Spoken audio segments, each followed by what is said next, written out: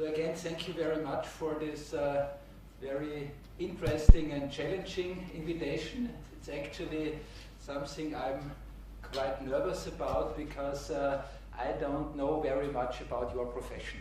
I'm not a teacher, I have not any education in teaching, so formal education is something I'm actually quite far away, but I hope from our examples, what we are doing in Ars Electronice in the sector of informal education, I can maybe give some interesting advices or ideas for the many problems that are ahead of us. I think you have heard already that the title of this lecture is, so to say, also one of the core mottos of our work at Ars Electronica, and I think it's really one of the best quotes ever made. If you think education is expensive, try ignorance. This is, I think, what you all know, because in this profession, whether it's education or cultural activities, what we are constantly fighting for is that everybody tells us you are so expensive. But well, I think there is a good reason why our work is expensive, because it is definitely the most important work that needs to be done. Just before I go into the educational activities, let me give you a brief overview of the organization that I'm representing. Sorry for those who have been yesterday already in my lecture, but that's the only part that is similar to yesterday. We are called Ars Electronica. This is a cultural, educational and research organization in the city of Linz in Upper Austria.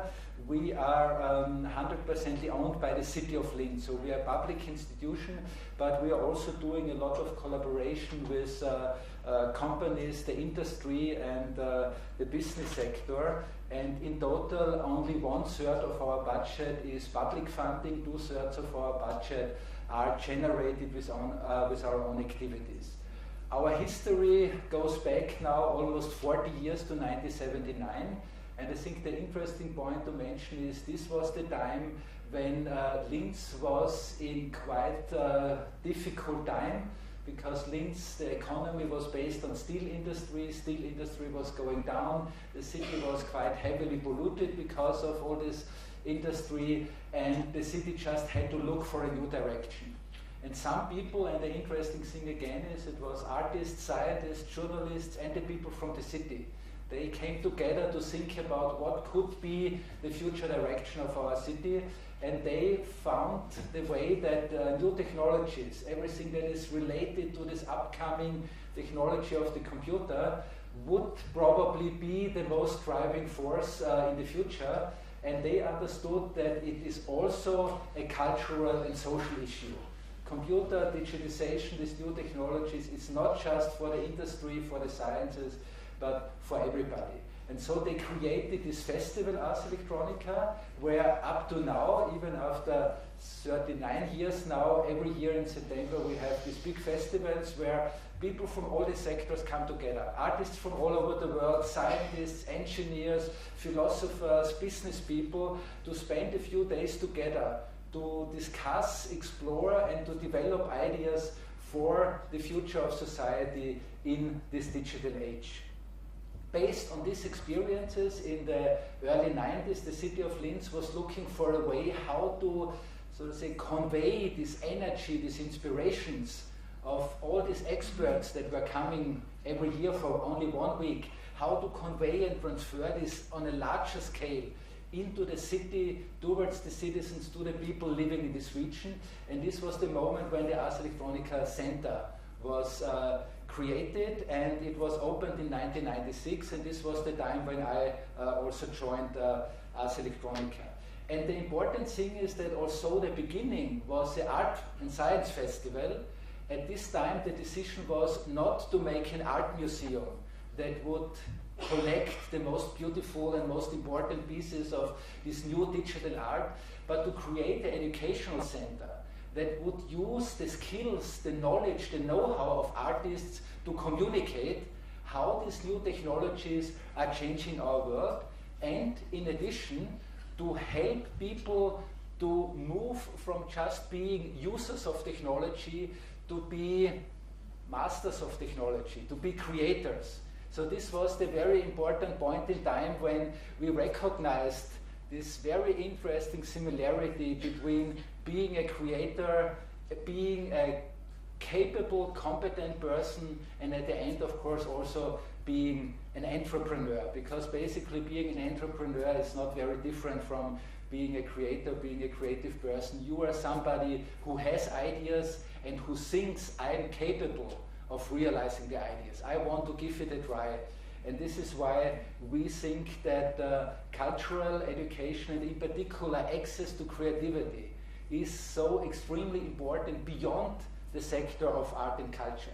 So this is what we are trying to educate, inform, and how we try to support people throughout all the ages in the Ars Electronica Center, and to prove, so to say, and to try out if this is really true, if this is working and how it could be made working. We also created in 1996 the Ars Electronica Future Lab, a laboratory and think tank where we work with artists, but also with the industry, and later I will show you some example what can happen if artists work together with people from the industry to create new ideas, new products. And the reason why I want to show this is, of course, because what we should understand is when we talk about cultural education, it's actually not about culture at all. It's about how to make a more competitive and capable society. So this is what Ars Electronica is doing. We have a lot of activities. I don't go too much into these details here. Just want to show these few numbers before I go into the practical experiences. The main activities of the Ars Electronica Center, also we have lots of permanent exhibitions, is education programs. Just from the last year, we had more than 40,000 kindergarten kids in the museum. So we have a special kids research laboratory, the Kinderforschungslabor, that is specially designed together with the experts from the kindergartens in the city of Linz. It is really dedicated and developed to deal with kids starting with 4 years. So it goes up 4 to 8 years, so we have an overlap, of course, between primary school and kindergarten, that's one of the really very successful programs. I think we started 3 or 4 years ago. When you see here only 33,000 school kids, it doesn't mean that we only have 33,000 kids in the age or school kids in our museum. These are 33,000 school kids in the last year that attended workshops, programs, and seminars together with their teachers, coming with their class into the museum. And these workshops and courses are usually at least 3-hour programs. But we also go up into higher education. We have quite a lot of programs also with universities, but I think that's then anyway already a kind of different topic. And what we started quite successfully last year, only in summer last year, is a special program for apprentices, where apprentices from all over Upper Austria are sent for 1 day to the Ars Electronica Center. This is a program that is strongly supported by the Chamber of Commerce and the Industry Association of Upper Austria, and it's really wonderful to see how excited the kids are, because what we learned, and I think you know this as well, very good, it's quite easy, even if it's complicated enough, but it's quite easy to reach out for kids as long as they're in school, because it's wonderful organized. There's all these people like you who are very engaged to help the kids to connect to all these possibilities. But the moment they are out of school, when they start to work, it's getting much, much difficult to reach out for them. And the only way to do this that we found is really a very strong collaboration with the Chamber of Commerce and the Industry Association. We also do have a special program for unemployed children. That's a program we are running now in the 3rd year, where they come in small groups, 10 to 15 kids for 5 days, for a whole week, into the Ars Electronica Center. And the really wonderful part of this is that, of course, everybody told us in the beginning, you know, don't do this. It will be just frustration. You will be not happy because these kids cannot be motivated. These are the dropouts. You know, don't waste your time, more or less. And also we were quite afraid, you know, how would it be to work with them? Well, the simple line behind the story is, in these 2 years, we have 4 of these kids employed in our Ars Electronice Center. 2 of them are still working with us. The other 2 from the Ars Electronice Center could move on to other jobs already. And I think that's the best proof you can give how you can help kids to find their own talents, to find their own energies and their own motivation by giving them access to creative ways to explore themselves. And I think at the end, it doesn't matter whether it's new technology, computer, robotics, and the stuff. Of course, this, if you ask me, that's anyway the most important thing of it. But the key is the creativity. I think it's often misunderstood. People think, you know, kids are interested in playing with computers. Maybe this was 20 years ago. When we started the Ars Electronice Center, the elektronische Klassenzimmer was really super cool for schools. It was big computers and we had internet. So all the schools came because, wow, in the Ars Electronice Center we can go to the internet. Maybe at this time it was that giving access to technology was enough, so to say, to catch the young generation. But as you all know, new technology is something totally ordinary for them. There is nothing, I mean, even a bike is more exciting nowadays than a smartphone. So with technology, you cannot catch anybody. And I think this is true for all the things that we are discussing. Technology never is the answer. Technology only is a tool, is a means. What is important is the way how we introduce the possibilities to explore yourself, to express yourself, to work, to act with technology. And this is basically what we call creativity. So I think at the end it doesn't even matter whether you work more in the field of opera, theater, ballet, literature, or new media technologies and things like this. The important point is the capability to learn, to explore yourself. We, of course, work with new technologies. These are just 3 images that show that, of course, we have a very privileged situation because of all the long history and because of our very successful collaboration with industrial research programs. We can afford really high-end technology that makes it really wonderful to educate people, and this is something I would like to talk to you now a little bit more. And maybe just, you know, before this, let's jump to for a few moments, important nowadays. I mean, of course, I think you know it, but we cannot repeat it often enough. The whole important point in all this digital revolution is, of course, technology is driving the change, but we are the subjects of change, or we should be the subjects of change and not just the objects. And I think this image that you probably know because it was very prominent in recent weeks in the internet, I think this shows all the big dilemma that we are. I mean, you all, I'm sure, have heard about the big Facebook scandal now with Cambridge Analytica and 87 million people's data just stolen and monetized.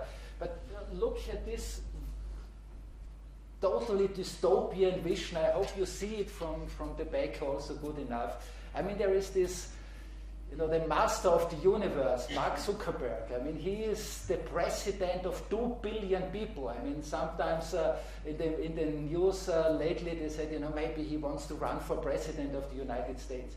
I always say, you know, why would he be so stupid to become the president of what, 370 or 400 million people when he's already the president of 2 billion people who connect to his servers. Everything these 2 billion people do goes through his servers. We cannot say it often enough because even for me, every time I say it, I recognize how I need time to process what it actually could mean, will mean, even more so in the future, to have such a centralization of not only economic power, but of brain power, access to how we are thinking. We don't need a big brother society. We don't need any brain implants to become this kind of cyborgian sheep that are controlled by some, Terminator artificial intelligence. What we have already is enough to make more than enough damage if we are not aware of it. This is why our big motto is to say, well, everything that is wonderful about this new technology, and I really embrace it and like it. But what is even more important is our social intelligence. And being, of course, very negative, always talking about this, I think there's also some good part of it. We have 200 to 300,000 years of history as Homo sapiens. The same genetic constitution that we have, and our next generation still will have, is here on this planet since 200,000 years. And it took us literally 180,000 years to recognize that just hunting animals all day long to have some dinner is maybe not the only way to make a living. Maybe we could start to settle down, make some fences, bring out some seeds, and wow, it's growing, and we could harvest it. And then it took us another 19,800 years to recognize, well, maybe human labor, slavery, and all these kind of things is not absolutely necessary. We are clever enough to invent some machines. Machines could do some work for us. And well, then, the last 20 years we recognized, okay, the computers that we have, the digital technology, they could even help us, so to say, to become more capable, more intelligent in a certain way, because we can manage much more of information at the same time. And I think, when we again look at all these difficult situations that we have right now, like all this surveillance and loss of privacy, the way I always try to excuse our generation, because actually we are the generation who messed up. This is something we have to admit. Even if you might, one or another, might have been quite reluctant to jump into computer, but basically as a generation, we are the ones who saw the internet, the possibility to connect with my friends every moment in time, to reach out for all the databases in the world and have all the news and information.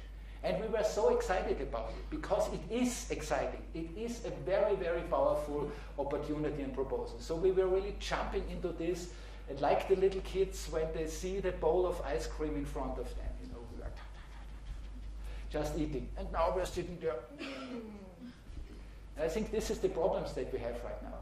So what we have to do is, as adults and parents are doing with their kids, we warn them, we tell them, we help them to understand that eating too much of the ice cream might not be the best way.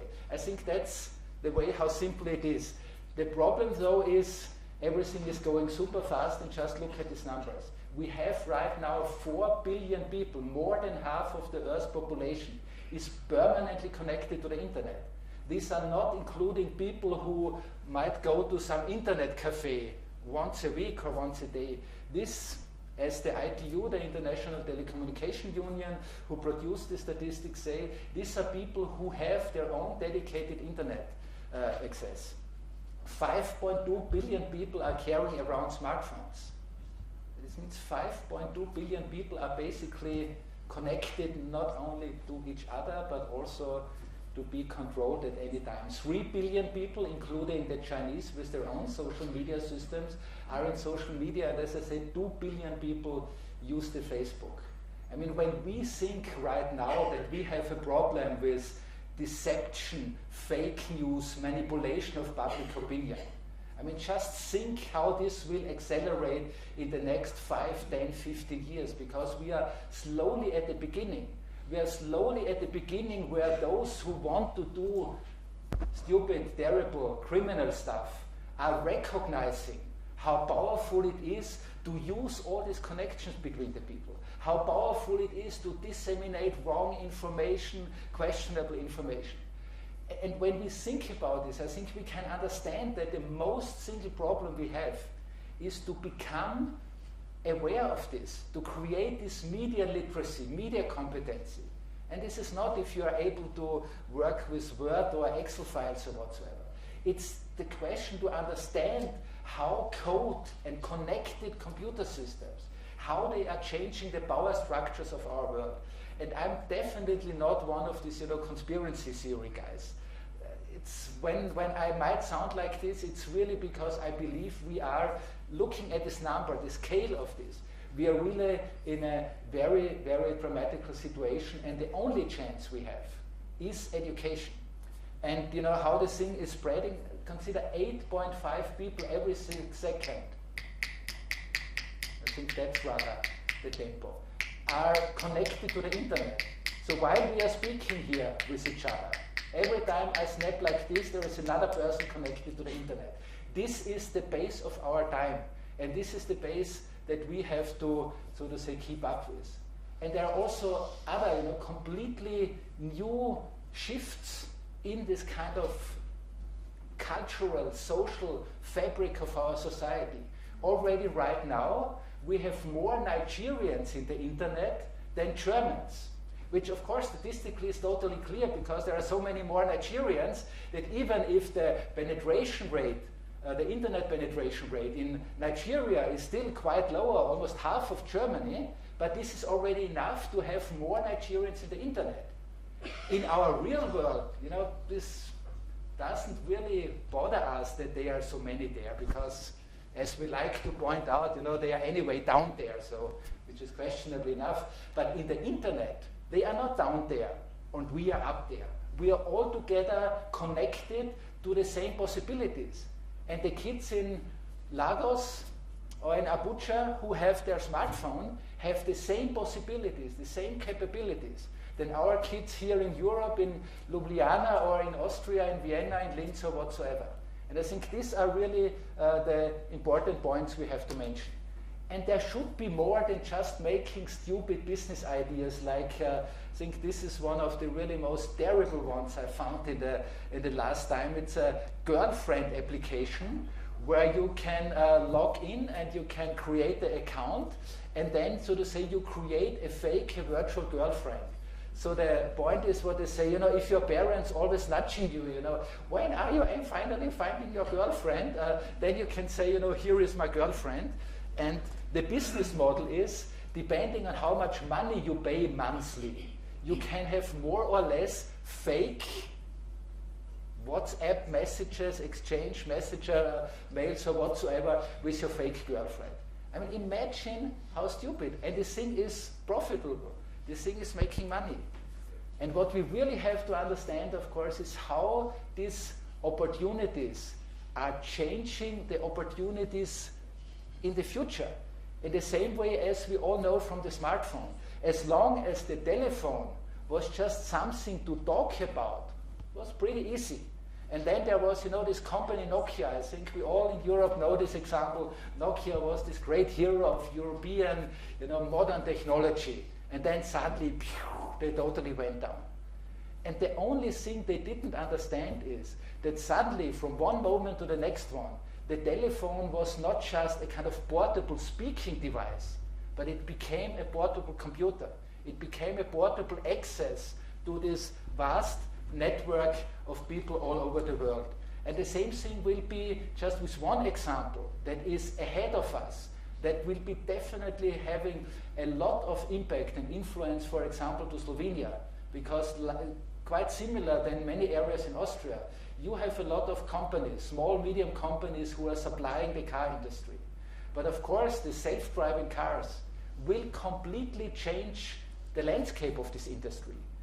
And what is important now is not only to educate enough engineers who are able to manufacture the better electromotor and the better devices for these new cars, but the people who can think already one step ahead.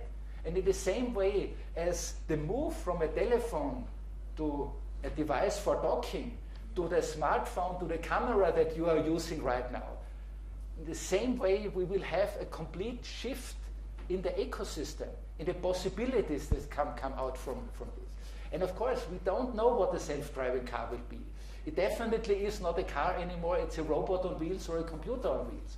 But maybe it's a pizza oven on wheels. Why should the self-driving car deliver the pizza from the pizza bakery to the home? Why should it not become the pizza bakery itself and be much more efficient? And all these kind of things will be possible We don't know which one will be the right ones. But what we have to do is to create a new generation of people who are capable to understand these possibilities and to find these opportunities. And I think the only thing we probably can do, of course, is teaching, school programs. There is an endless list. I mean, you can find them also very nicely on our website of things that we are doing. One important point is always, or the most important point is always, hands-on experience, and not only for the pupils, but primarily for the teachers. So, for example, when we started the program with the kindergarten, the first thing we did, we spent about half a year only with experts from kindergarten education, from the pedagogical academy that is training the kindergarten people to not only understand their needs, but also to understand how can we get access to them and all the kindergarten teachers that are out there already in the kindergartens. The same is what we are doing also with the teachers.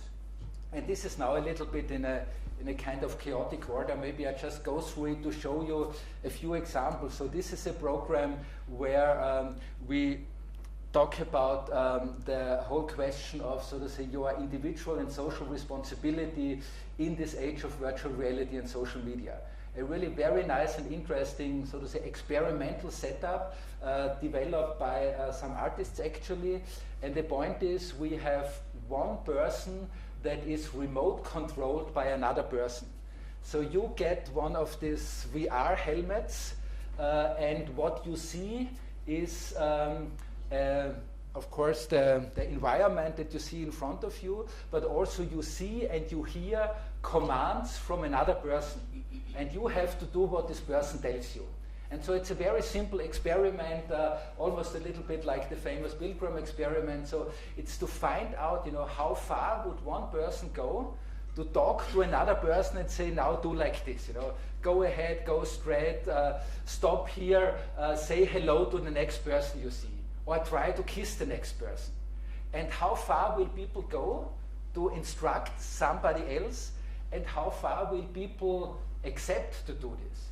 And one of the very interesting things is that in all these experiments, we barely had people who complained in the beginning and said, no, I'm not going to do this.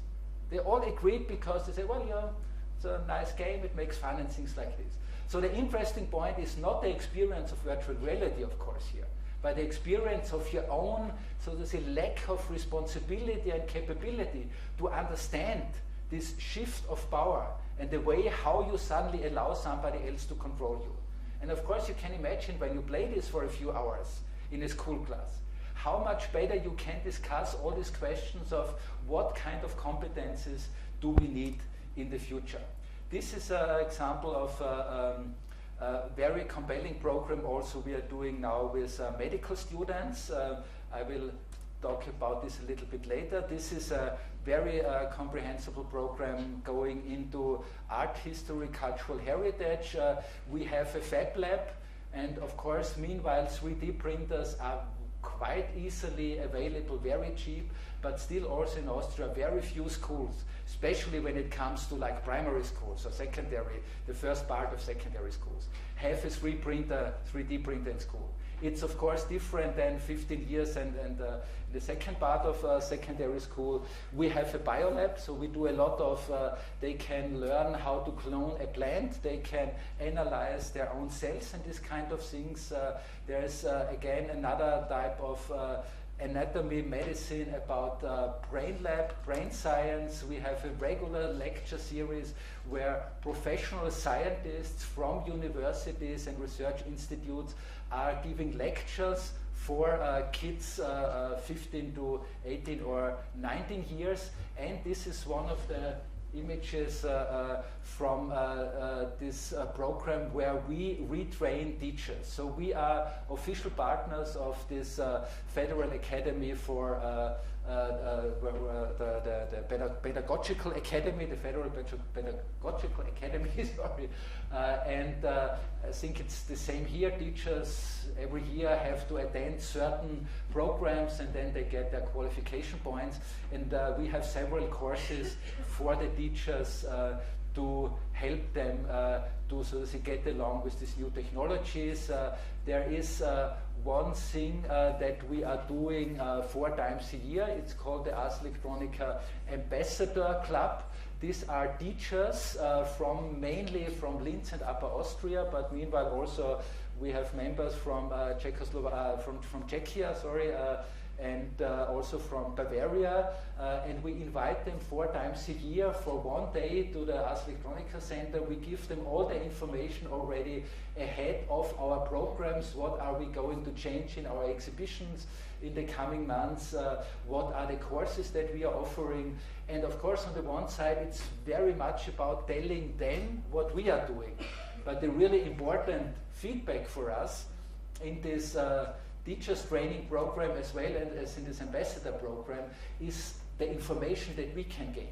Because as you all know, the most difficult thing for teachers when they want to attend some of these services and offers that are made by cultural institutions or informal education programs is how to integrate it in the very, very tough time schedule of their curricula. And I think this is definitely the responsibility of us, the cultural institutions, to find out how can we tune the programs so that they fit to their needs. Of course, there are also some of these more classical creative courses like making films, editing, cutting films, doing YouTube videos and this kind of things. We have a special workshop about smart materials.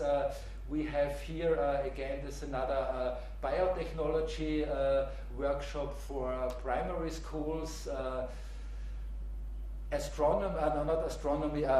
Space research and going to outer space is, of course, a very, very important part. Hacking the robot, people really like this. There is also, of course, the more traditional conventional courses where they learn to work with little robot kits and Arduinos. This is again a course about microscopy and how different types of ways how to create images with technologies are used in medicine. This is this Kinderforschungslabor, and this is an example of one of the most successful projects in our Kinderforschungslabor. This is the total not digital 3D printer. It's 100% manual. You see it's these tubes. So the course starts with mixing your own dough. Then you fill in your dough in this tube, and then you have one person pumping the dough through this hose to the nose here. Another person is doing the XY coordinates, and here you see this person who is on a cranking wheel doing the Z coordinate. And this is basically how every 3D printer works, whether it's fully professional and expensive, or even in the future where maybe with biological cell cultures we are going to do 3D printing. This is the very basic principle.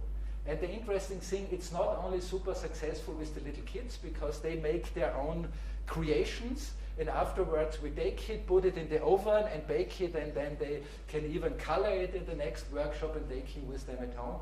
This is most successful with the adults and the grown-ups because they suddenly see, oh wow, this is how it works.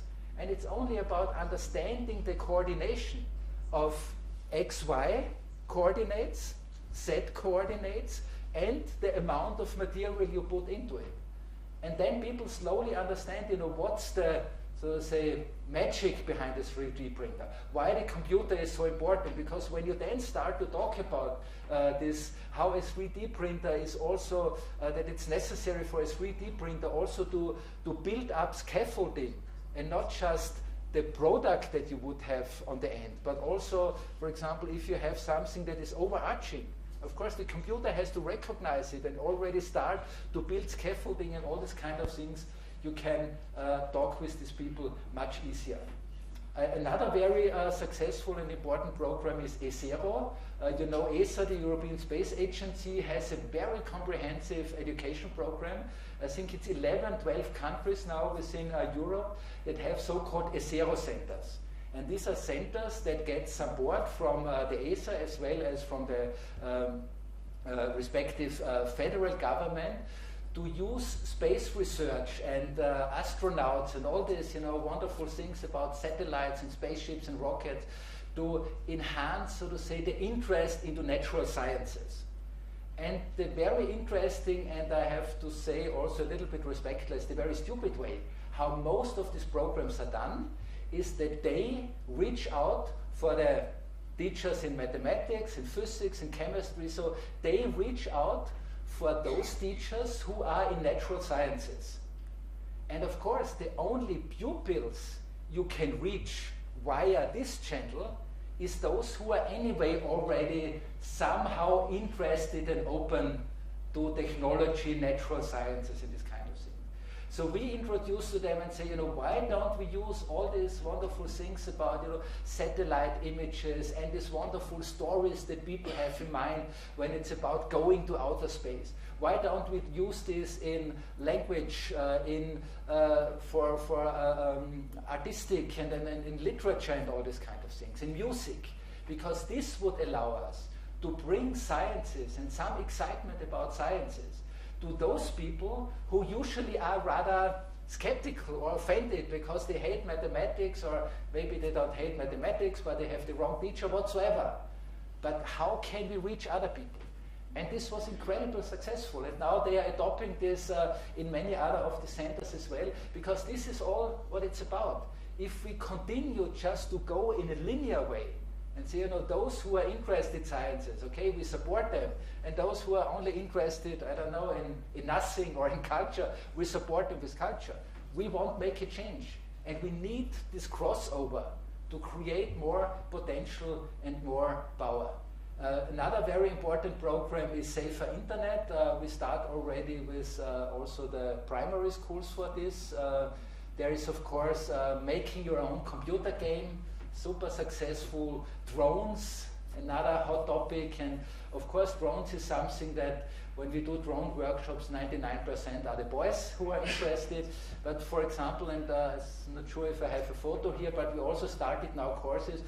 You can have stitching machines that you program with a computer. And of course you can say, wow, this is just another replication of the stereotype. The boys are playing with the drones and the girls are playing with the stitching machine. But at this point I have to say I don't care. As long as we are able to attract both sides of them, as long as we're able to involve them in, you know, dealing and getting exciting in what you can do with computer. Because again, it's not about computer, it's not about the stitching machine and the drone. It's all about giving them the excitement and the experience to do something on their own and something for themselves. And of course, another important part is all these programs that we are doing where we open up the museum and make all the back scenery of the museum available to people. This is actually the most important key for us when we do these programs with the unemployed kids, because they come for 1 week. And the biggest step that we have to achieve always since the beginning is to give them the feeling that this museum, and you have seen our building in the beginning, it's a beautiful glass palace, so it really looks like one of these buildings, you know, of the government or the industry. And usually those kids don't even have the idea that we are here for them as well. They see places like us, cultural institutions, theaters, opera houses, museums, and even places like us as something that does not belong to them. And the most important point is to give them this feeling, hey, this is your house as well. So what we do is actually very simple. We spend 1 day where we make them, so to say, into part of our teams. We bring them together with our technicians. We show them what they are doing, how the daily operations of our exhibition center and our laboratories are working. And that's always the best way, as we found out, to really attract them and get them involved in our activities. Let me show you maybe some more examples. This is pictures from our kindergarten program. I mean, I can, could spend endless time now to explain you all the different programs and courses that we are doing. You probably can imagine much of this anyway when you see these photos, but it is actually very simple technology. It is something, this is totally not a budget issue. The only expenses you have with this, of course, is personal costs. People who are necessary to be there, because when we have one kindergarten group, we need at least 2 of our info trainers who are attending them, because so far, with few exceptions, we cannot yet rely on the teachers or the kindergarten people, so to say, to take over the whole guidance of these courses on their own. So this is a very simple thing with little robots that are able to go the way according to the white lines. They are very simple to program, so you just that left key, forward key, right key, and so step by step you educate, you teach the robot to exactly go this direction. And of course that's very, very simple. Technology was able to do this already in the 1940s and 50s. But basically this is the same thing. That's the basic principle for the autonomous cars and all these big technologies that are ahead of us. So I think it has not only this moment of encouragement, it also has a very big power and a very big potential also to give a basic understanding to kids. And I don't know how many of you now will cry out and say he's finally totally nuts now, but I'm totally convinced what we have to do is we have to start teach coding, understand how code and software works, not only in primary school. We should start with it in kindergarten already. Not to make them into techies, not to make them all into good engineers and programmers, but to help them to understand the most fundamental structure of our modern times. And in the same way as we are teaching kids history lessons, not because we want them to all end up as historians in some museums or digging out something somewhere in the desert of Egypt, but we know a certain amount of history knowledge is necessary to be a capable and powerful member of society. Even more so this is now happening with code. Think again, go through all the daily experiences you have. How many of the daily routines, operations in all the areas of our life are governed by software systems? If we don't understand, not at all, how this works, what is the difference between a manual operation, an algorithmic operation, and then what is coming much more now, machine learning? We just will be the ones in this image with Zuckerberg that I showed you before. We will not be the people who can stand upright and look and control their environment. We will be the sheep who have some technical implants on our heads, or maybe in the future even in our bodies. We will be the ones who are controlled. And this is it about. Very often teachers, parents, get totally, it's terrible to already have the small kids confronted with the computer. They should rather dig in the sand and in the ground and play with the dirt in the woods and in the forest. Yes, totally right. And they are afraid that if kids are exposed to technology in this very early age, that this might turn them, so to say, in victims of technology. But I can tell you it's the only way to do it in the other direction, to avoid that we all become victims of this technology. And when you have kids, let them play. Give them some hints, give them some advice in between, and give them the ability, the excitement to explore itself and to explore their own possibilities. This is, I think, in a very simple way, and this is working in many, many different levels. We are also going outside. We have a special program that is called U19. It's an annual award competition for kids up to 19 years and for their creative ideas for our future. We have this big annual competition every year, more than 3,700 submissions from experts and scientists and artists from all over the world. And it's a 4-day session where we have jury members, 25 jury members coming together, evaluating all the submissions. And one category is the U19.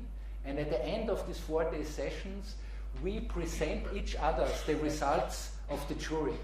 And the most exciting moment every year is when the U19 jury comes and presents the work of the kids under 19 years. They are usually much more inspiring than even the best and exciting works of the researchers from big universities all over the world. And just having this award, giving people, young people, and they get the serious prize money, they get the same trophy than the big scientists and artists from all over the world. This is so encouraging for the artists, and based on this, for the youngsters, and based on this we started this U19 on tour, where we make this program in a way that we can not only do these courses in our museum, but we also go to schools with some basic equipment that we bring along. It's all very cheap equipment, and I mean, tablet computers. I mean, of course, still it is an issue to have access to technology. We should not oversee this. The social, the question of income, household income, to be able to really afford a decent computer is still a very big problem, even in our societies in Europe. But then again, if we here in the center of Europe are not able to manage this, to give enough access to this new technology to our kids, who else should do it? And these are actually images not from Austria, they are from Malta. So we have been doing these programs in a kind of exchange program since a few years with different cities when they are cultural capitals or when they have the European presidency. That's always a very good opportunity for countries to get some extra money to do also international collaboration on this level. And this is just another short video about this type of activities. And I think one thing that might be quite interesting here in this context is, of course, I think most of you know the power of bringing real professional artists into the schools. And I think another important point will be even more now, because there's a lot of this discussion, how to foster entrepreneurship, how to make our young people more, excited about taking their life in their own hands and becoming entrepreneurs. As I said already before, the most important thing is start with creativity. Because if you're not creative, you cannot be an entrepreneur anyway, because entrepreneurship is all about creativity. The next important point is bring these youngsters in direct contact with people who are doing startups, who are trying to create their own company. I know it from Austria. We have many programs in our schools where, when they are in their 13, 14 years, they have these programs where they go to companies, or the schools invites professionals from different companies to come into the school and talk to the kids about, this is the job that I'm doing, this is the area I'm working.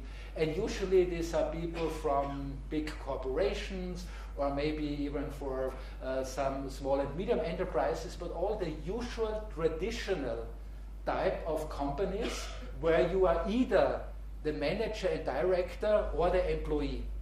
And very, very rarely the kids in this age get in contact with this kind of self-employed startup people. So if you have people here, and I'm sure you have, and I'm sure you have programs also, where you support young people to become entrepreneurs, to start their own startup and their own company. Ask these people and say, well, we have this very good collaboration, we support you here and there. Couldn't you be so nice, to take one or another day to come with us into school classes and tell people about what it means to be a startup entrepreneur? Not only in terms of telling them, oh, this is this wonderful future, and we just have to be creative, and then all the new ideas will pop up and there will be new economy. Being a startup entrepreneur is a very, very tough job. It needs a lot of braveness, it needs a lot of stamina to really bite through this. But I think if young kids don't even know about this, because then very few of them have the chance to learn to know, to get to know these types of people, then of course how should they just start to think about whether this is a possibility. And if we only approach the youngsters when they're already in university, I think then a lot of the opportunities and possibilities are already, so to say, wasted and spoiled. Actually, I lost a little bit track of my time because I have so many more projects and things I could show you and want to show you. Please just tell me to stop. I think maybe that's just as a final one, sorry. I was talking about these anatomy courses in our museum. So we have a very nice and beautiful projection space, really high end.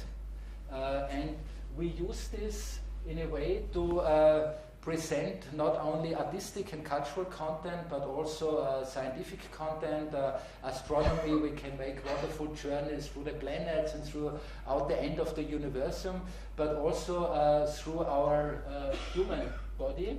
And you can imagine, you know, when you are not only seeing this stuff on the small screen like you do right now, but when you have the chance to see it in a way that you can really walk inside this body, because you are wearing this light 3D glasses, so you really see it almost in a holographic way, that this is completely changing the way how you understand the human body. And the really great stuff that we have been developing in the last years with, on the one side, the Siemens corporations and the local hospital, university hospital in Linz, is a really exciting new technology to look inside the human body with a quality that was never possible before. I mean, you see here also the scale of the people and the scale of the projection. This projection is 9 meters high, so you can really dive into any kind of material and information in a super exciting way. And the great thing here, this is not a standard model of the human body, computer model. These are real data from real patients, from living patients who, like this one, you see the injuries in the spine cord, quite heavy traffic accident. When she was brought to the hospital, they made this CT scan to analyze what's going on with her injuries. And based on the CT scans, we are now able to produce this kind of data, have it really in this very exciting big scale. I mean, you can really walk along the blood vessels and all these kind of things. And based on this, we are now doing open university, medical open university, where everybody can attend. I think 35 public lectures were given last year by one of the department heads of the Linz hospital, the university hospital. And we are also doing the anatomical training for students of the medical faculty and retraining courses for practitioners, for doctors who are already out there working. So they also, like teachers, need a kind of regular reteaching program.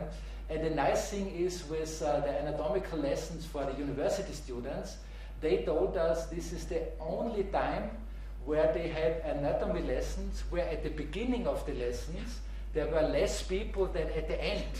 So at the end there were more people. Usually it's other way around, that they drop out, but more and more they start to bring their friends and even their parents to join them in the anatomy lessons, because they said it's so super interesting and exciting. And I think, you know, this is what maybe could be my message, is this range from very simple things that you can do with a 20 euro robot or with a 35 euro microscope that you connect to your laptop, and you can get your kids totally excited about this. To, of course, this infrastructure for the anatomy lessons. I mean, this is like more than 1 million euros. But in all this range, there are plenty of opportunities. And again, my key message is not about the technology. You don't need this high-end projection system. You can do it with your laptop, and as I said, with I think 35 euro are these microscopes now that you can easily connect, and you have 50 times magnification, and everything looks suddenly totally excited.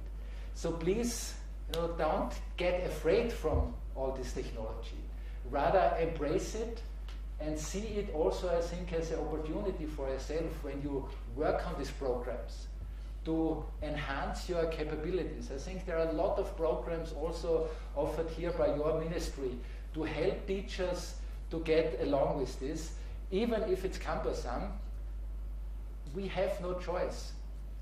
We are the ones who have now the responsibility that the next generation is capable of dealing with this new world. And this is not just, you know, a nice to have. This is not about being kind of, you know, philanthropic way to say, yes, we should all know a little bit about this and this.